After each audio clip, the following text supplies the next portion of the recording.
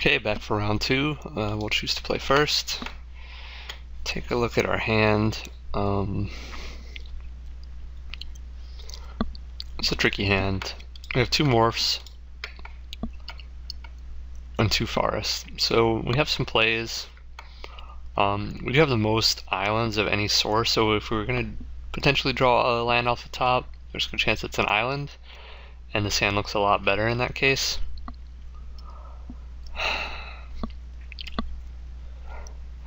I think I keep this because if I go down to 6, I'm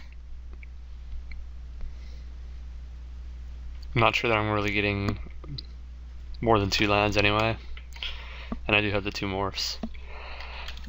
So we have 2 shots at any land, 1 shot at getting an island, which would be ideal. We'll keep it and see what happens.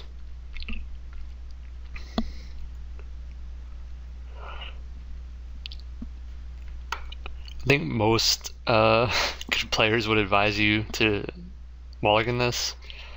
I've started keeping track of mulligan outcomes because I'm curious how often that's correct, but I don't really have any data to share yet.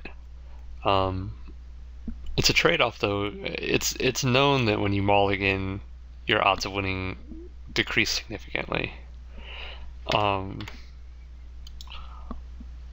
And those odds must already include the times when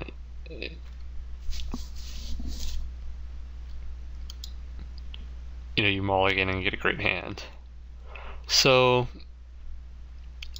what is harder to collect data on is the times when you keep a questionable 7-hander, because the win rate for a lot of the stats you see are just by number of cards that you kept, not necessarily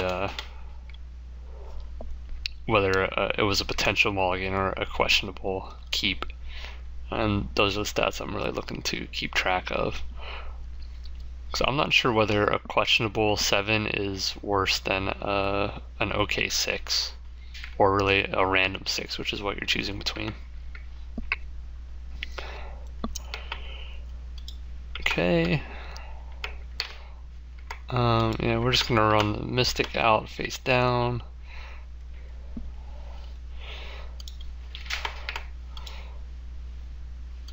Hope that we draw a land in the next 2 turns, basically, and then Weave Fate will probably do some work to fix us up. At least gets us 1 step closer to Hooting Mandrills if we can cast Weave Fate, and decent chance we draw a land off of it too. So let's see what happens here.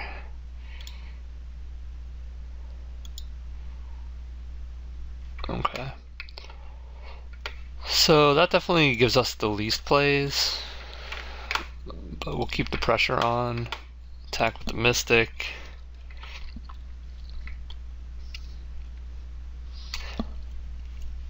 And I think I'm just snap blocking with Jeskai Sage here to draw a card, try to draw a land.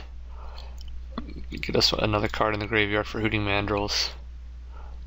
I don't think I mind just chump blocking here if he wants to attack.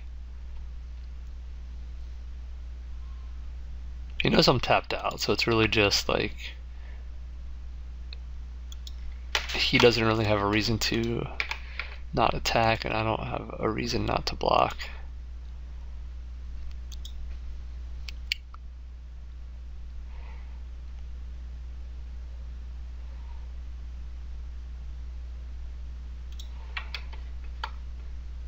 I think I was going to cast Weave Fate at the end of his turn, but I think with that second land we now have enough to do that we don't really need to cast Weave Fate. We can instead just morph a Snowhorn Rider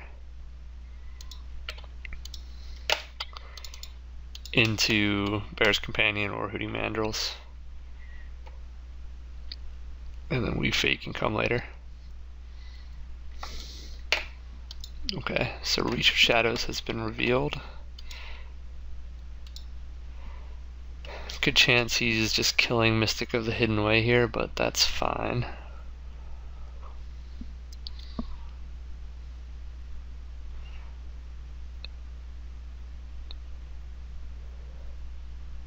Harsh Sustenance.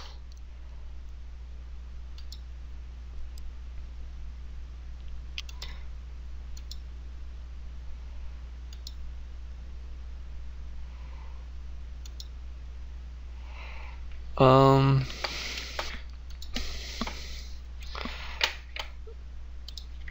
just gonna offer the trade here because I don't think he takes it. And even if he does, I mean, this Death Touch has to trade for something. So if it doesn't trade here, it probably trades for a 4/4 later.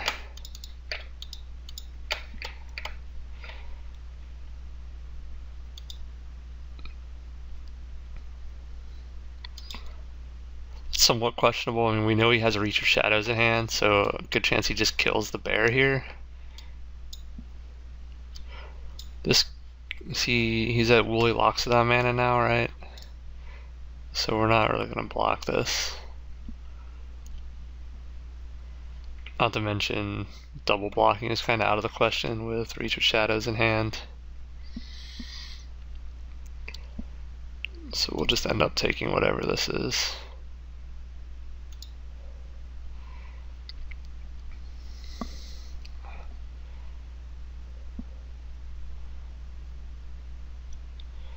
Something big coming. Reach of Shadows, that's fine.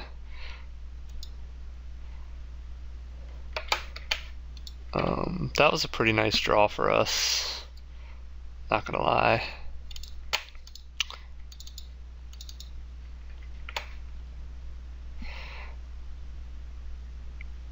Makes our Bear's Companion a reasonable size, and lets us really tempo out here by casting Hooting Mandrills this turn as well. And then we have Weave Fate to refuel, so all around, pretty good stuff. See if our opponent has an answer.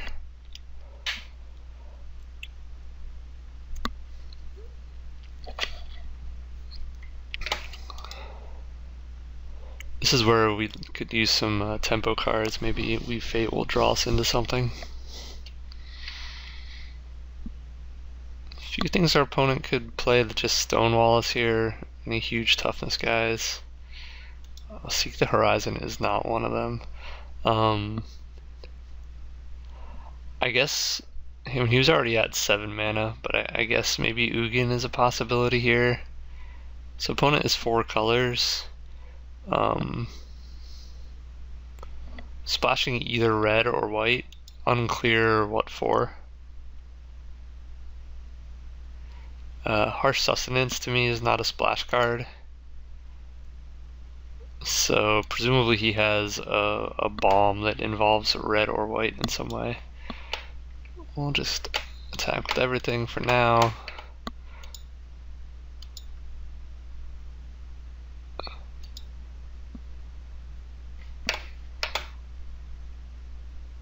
And yeah, we'll play Bloodfire Expert out.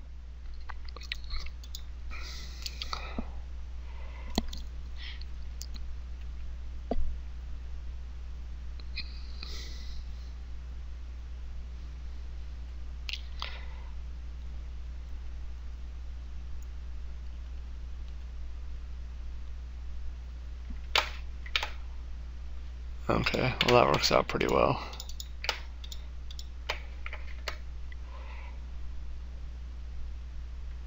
So opponent's going to gain 1 life, but otherwise just spending a card to get 1 life. Unfortunately, we only draw 2 lands off of it.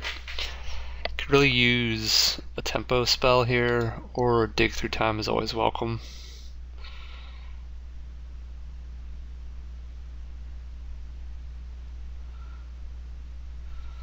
This is probably not going to be anything too big. He doesn't have that much mana. 5 mana. Well, that's a good one. Also a great spell to bounce.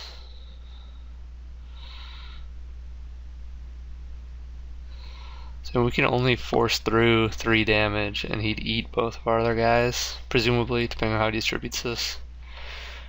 2-4 will be big enough to eat, yeah.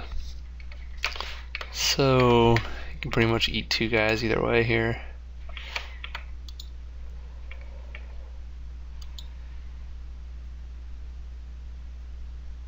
So that's a 3-5. Huh. Looks like we need to just be patient. We don't have a ton of great outs though. Cards like Savage Punch and Hunt the Weak get... Well, we played our only Hunt the Weak, but Savage Punch gets worse when our opponent has a ton of untapped mana.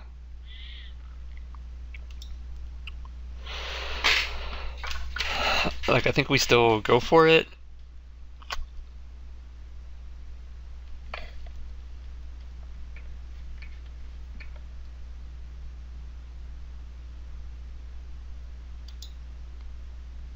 Probably punching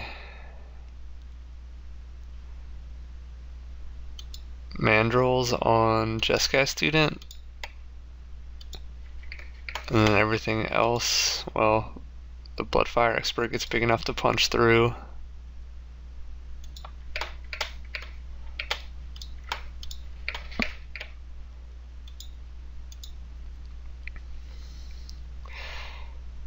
So he can trade here, which is fine, but he takes 6, and he's dead on board next turn.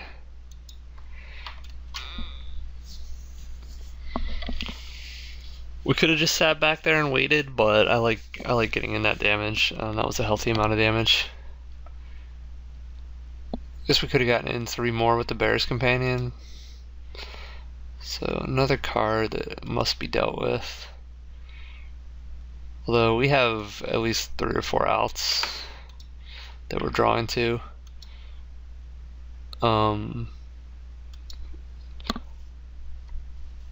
We can take him to 1 there, presumably, but there's just too much that can go wrong after that. Opponent could be drawing alive to anything here too. Dead Drop could be in the works.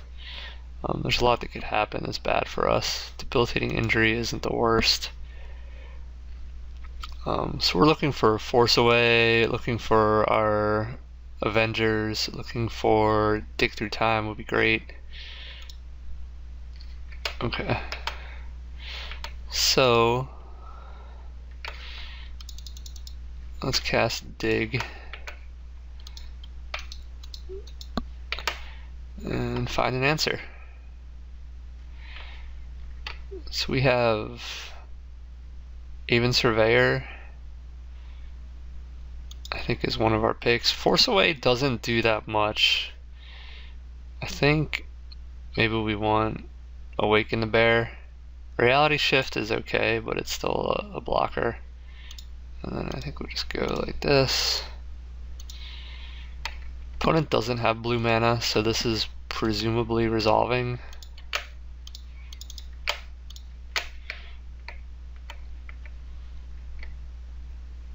Oh, our opponent is also out of cards, so barring a great top deck here, we can take care of business.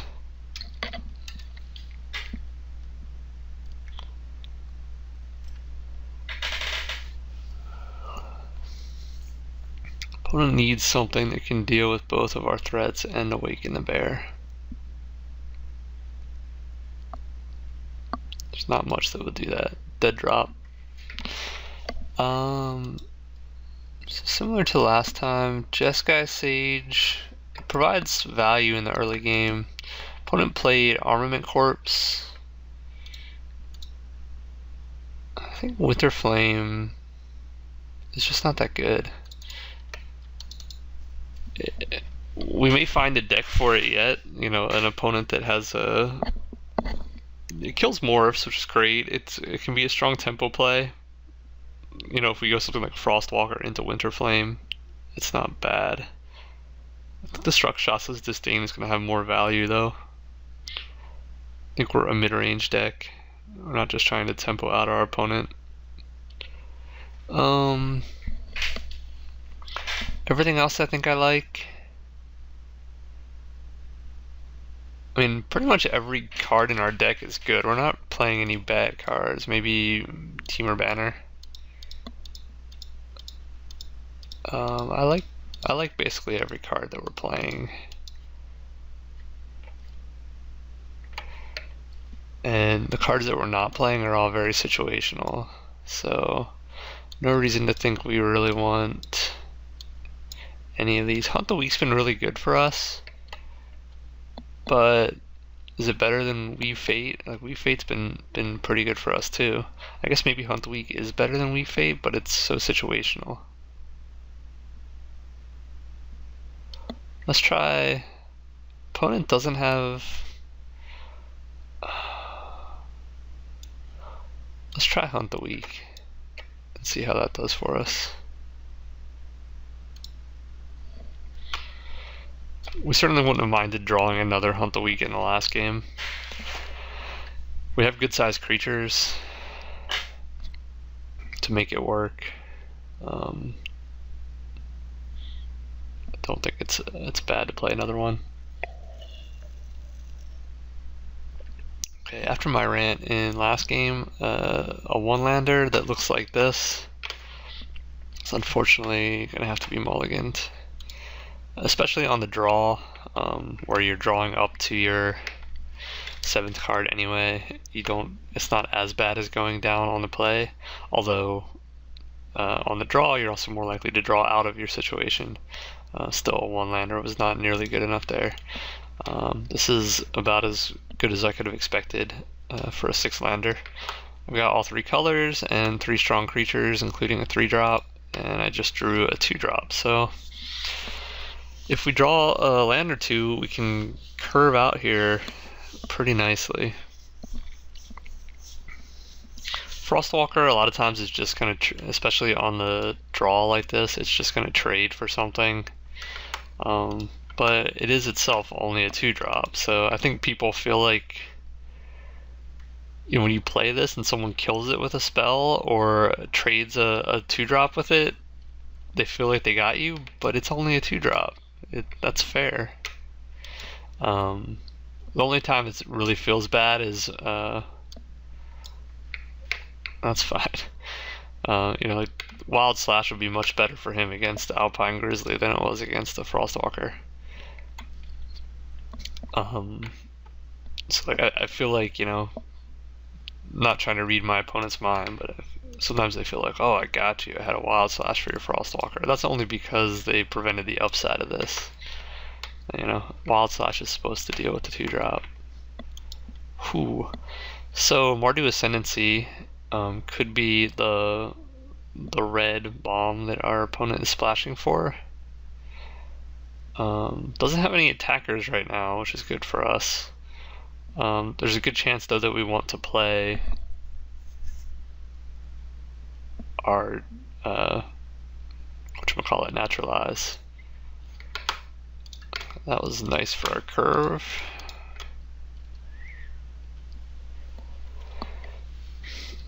Let's see what opponent is up to. A 3/3 usually holds the board pretty well.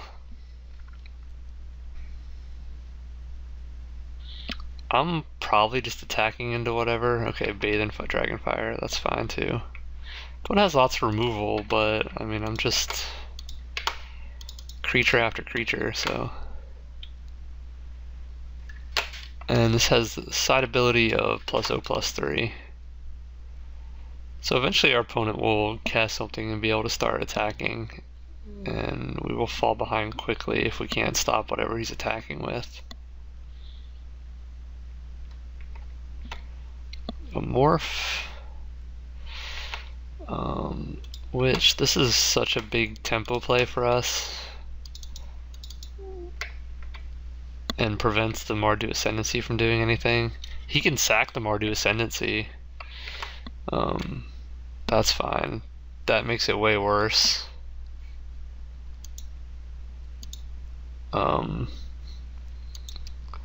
But right now his Mardu Ascendancy is a dead card, and his Harsh Sustenance in hand is a dead card. So we'll cast Bear's Companion next turn. Kind of wish I had just attacked into that now instead of trading 2 cards for it, but okay, War Behemoth. I'm not too worried about that guy.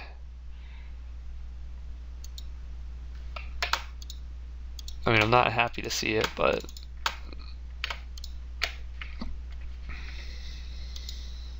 we can certainly consider double blocking here. We know our opponent has a Harsh Sustenance in hand, and then whatever he just drew, so just Harsh Sustenance. If he attacks here, I'll definitely just double block. Oh, we can't do that.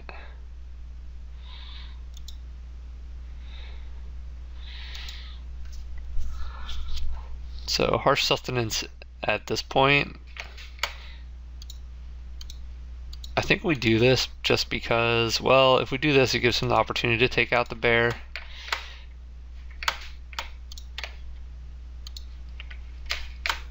So we will just eat a goblin.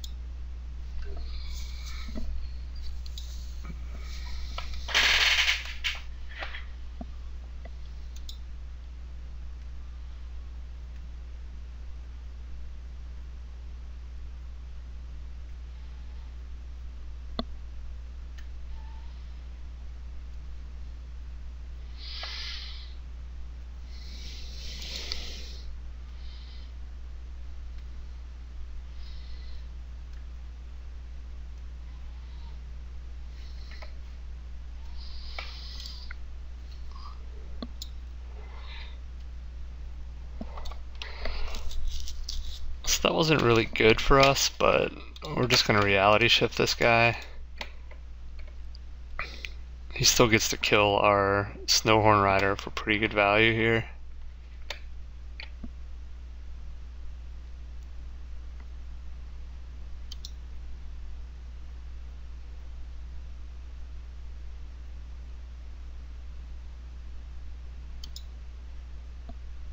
But Harsh Sustenance is out of hand now, meaning if our opponent wants to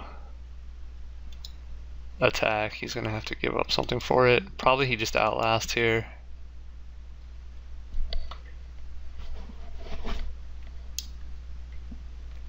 Yep.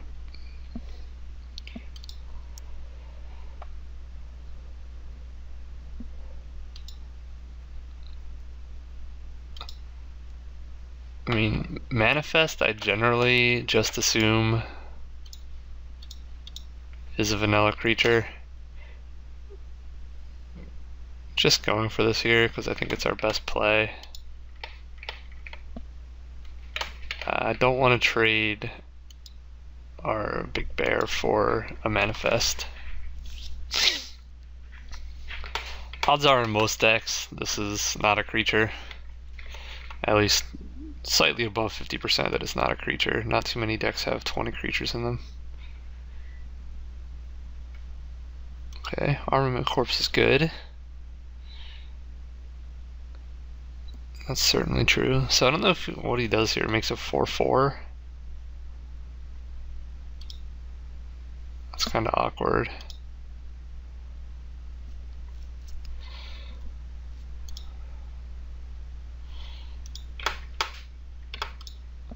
I don't feel that far behind for our opponent having a Mardu Ascendancy, which makes me like wonder if I'm really siding in. I don't think I am siding in Naturalize. I think we just hope our opponent doesn't draw it or that we can play around it. He doesn't really have the Mardu Ascendancy deck, quote unquote.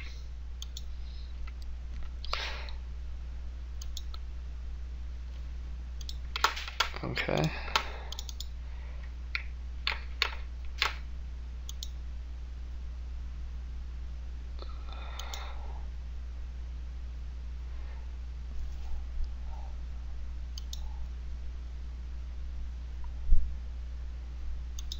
Not bothering to crack this just yet because there's nothing we can cast off of it.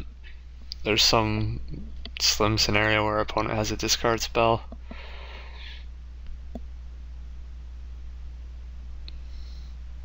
Okay, Mardu Horde Chief, but he can't afford to attack. It's really a standoff here. And we don't have like great stuff to draw out of this. We already cast 2 of our better spells. Okay, Vault Breaker's fine, but not great.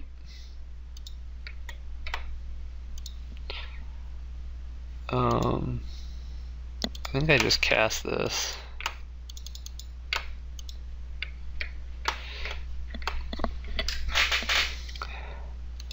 That gives us a target for Hunt the Weak at least to eat the Armament Corpse. Dig Through Time is of course a nice draw. Our Sage-Eye Avengers is something we'd like to see. Sultai Emissary is not bothering us. Really just a flyer would be fine here to start putting some pressure on. We just haven't really had anything. I think I just cast this to get it out there. Opponent is not looking like he's playing towards his own wrath or anything, so I don't think we're getting blown out by having a ton of creatures on the board.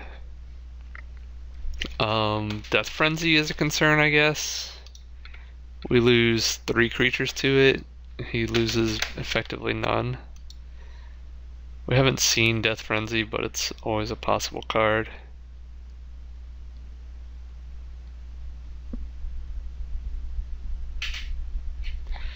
Opponent took just an extra second that turn. I don't know if he actually drew something or was just thinking. We're at 17 life. We can block pretty cautiously.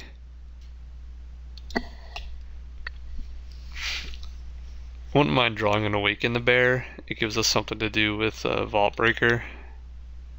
Okay, first strike guys, huh? That's pretty good.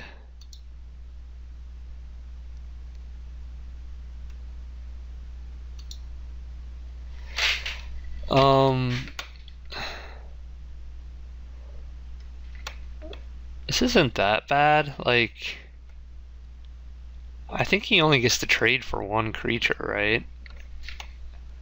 If he has a pump spell, it's a blowout, but if we just go like this, he kills the Glacial Stalker, and that's it?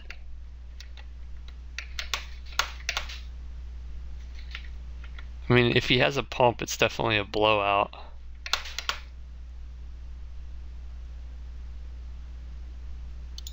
Which makes me kind of want to do this too. Let's see what he has.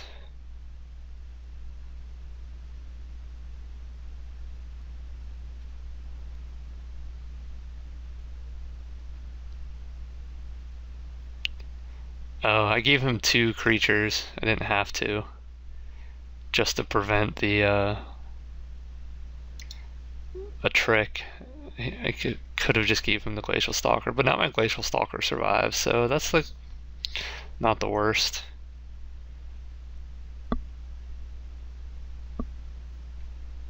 If he plays that card that kills something that took damage this turn, I'm gonna feel pretty bad. That's fine. Why didn't you do that to... Oh, his dude did not... Oh, okay. Yeah, I gotcha. That's pretty good. Pretty good. So we got Even Surveyor pretty good. We messed up last turn. We can't bounce Armament Corpse, even though it's his best creature, because it just comes down and makes all his other dudes better. So we can bounce Manifest Guy, which might be a spell. Hopefully it's just a land. We don't want to bounce Mardu Horde Chief, and then bouncing anything else has moderate value. So it's either Goblin, which we get rid of, or the Manifest. I guess we just bounce the Manifest, since at least it won't have first strike.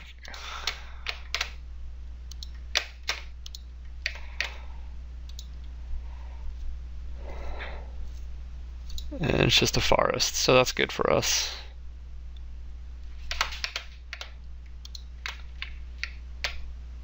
I don't see any reason not to attack with that guy this turn.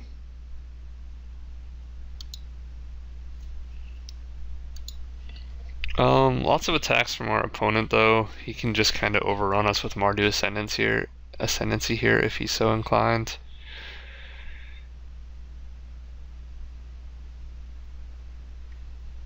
Elite Scale Guard. Well, that's a good card. Extremely good card. So our opponent is just full on 4 colors. I guess green is the splash. Although, like for Long Shot Squad, it seems a little odd, but I guess he got enough dual lands to make it work. Very aggressively 4 colors, it appears.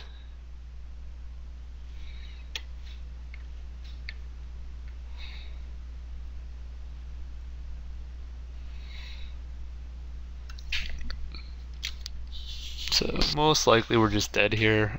We don't really have... He's not close enough to dead for us to punch much damage through. And we don't really have many bombs that are going to deal with his board. We messed up that one block, but I don't think that was the linchpin of the game necessarily. Yeah, and that'll be plenty. Okay. I think that was that game 2, I think? Opponent does not have flying. I'm kind of liking Winterflame, maybe, to deal with his Death Touch guy.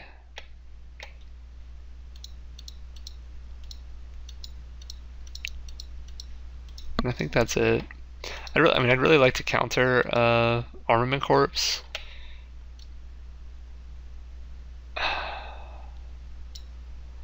Yeah, I think that's it. Swift Kick is an option in lieu of maybe Frostwalker.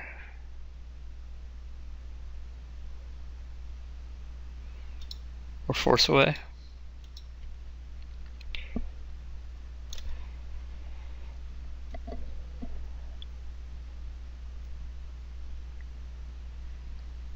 Force Away doesn't feel that important. I think Rakshas's Disdain is better than Swift Kick though.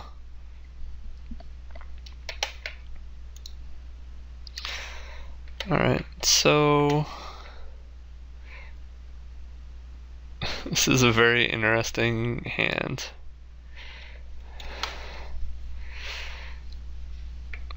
We know our opponent has a Murderous Cut at the very least. Very keepable hand. If we curve Mystic of the Hidden Way into Hunt the Weak and just start eating everything he plays, we'll be quite ahead, but it's very risky. Let's see what happens. Opponent is thinking over his hand.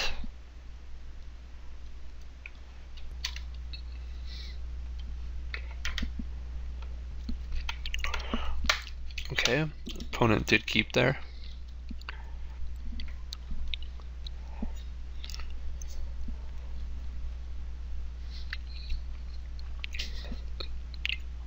The reason I took out Frostwalker is because he does have trades for value. That's how you really, you don't really want to trade your 2-drop for Assault Emissary.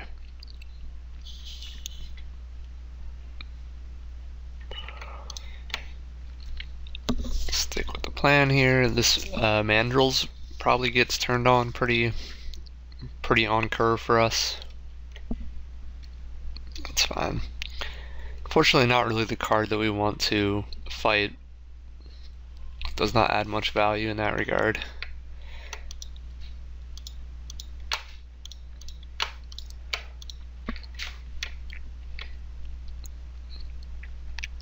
But it's also not really doing anything, so hopefully our opponent plays a Morph here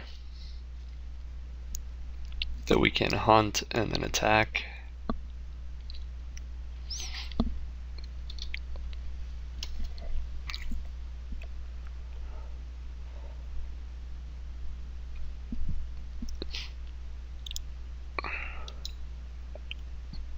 Okay.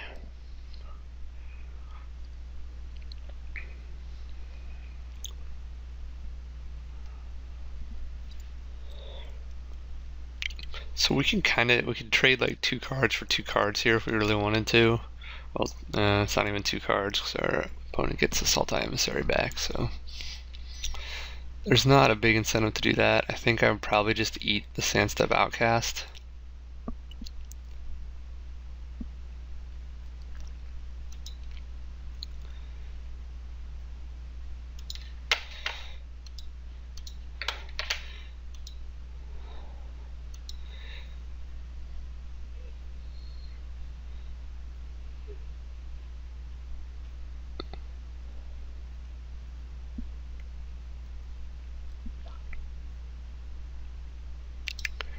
I guess that's not a terrible play. I mean, if he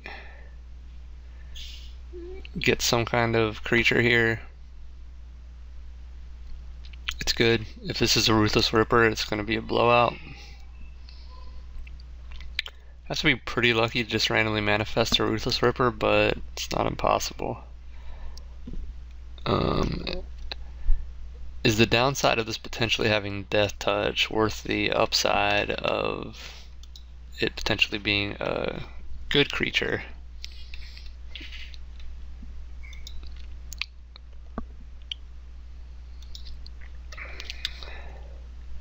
Opponent F6'd, I think. Let's see what happens here.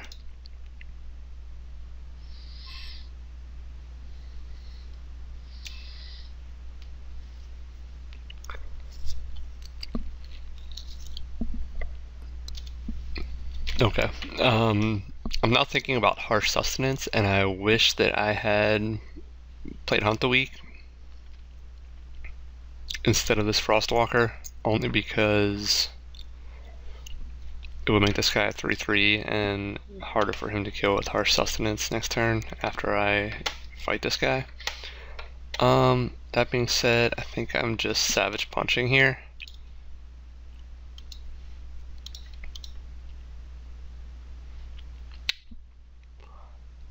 Really hoping we don't get blown out by Ruthless Ripper again. Okay, it was Mardu Ascendancy. So that's good.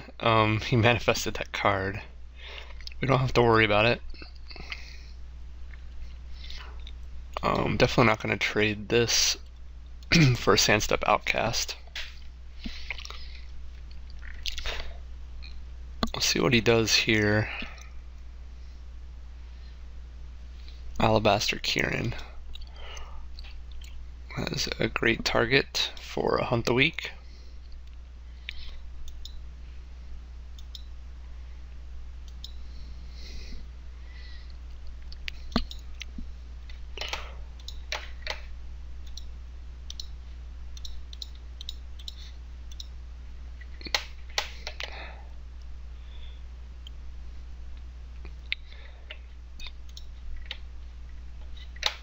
I think I like just attacking with Frostwalker here. This thing just doesn't have that high of a value. I mean, he'll probably trade off. Makes our Hooting Mandrills a lot cheaper. This is an Armament Corpse. It's not great for us.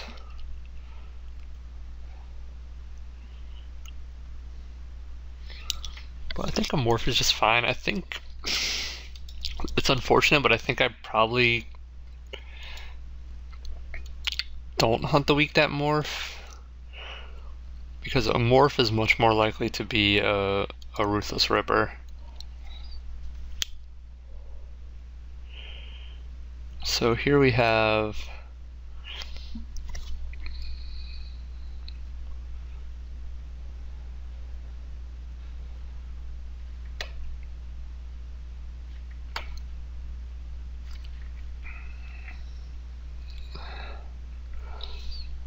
I'm also not that worried about just casting this, or just attacking with this, I guess.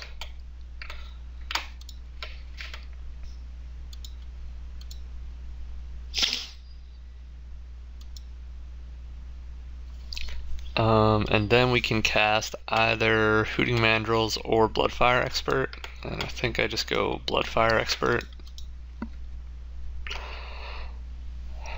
This is where you get an awkward position where we like to cast Hooting Mandrills, but Rakshas's Disdain is also a card we'd like to hold up. This might have been the right turn to hold it up, but it's hard to say. If our opponent has Armament Corpse in hand, is that a 6-mana spell? I think it might be.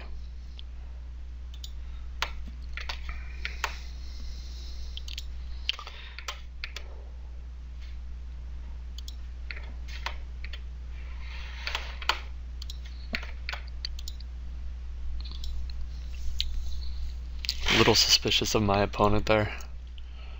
I'll just wait a turn.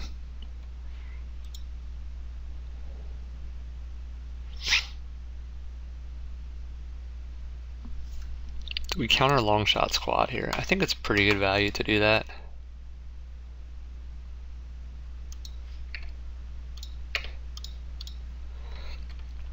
It's not maybe the bomb I was hoping to counter, but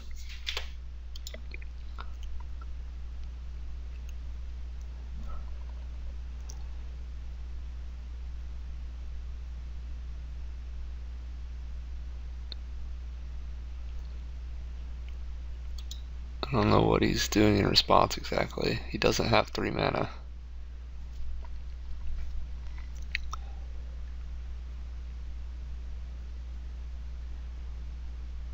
Okay, nothing.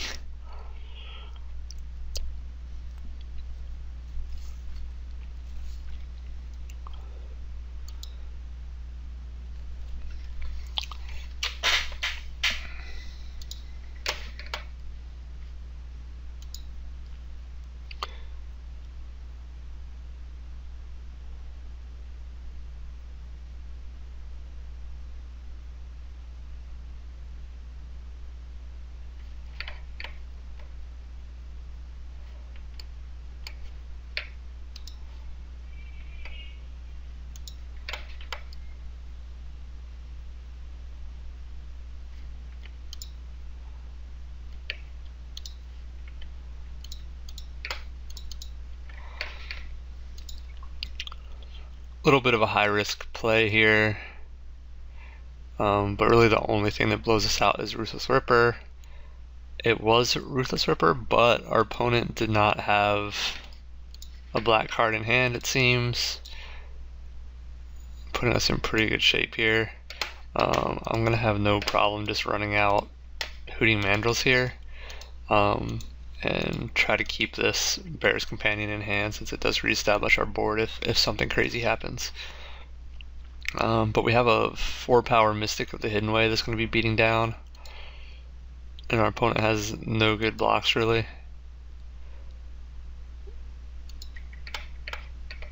So I don't see a reason not to just attack.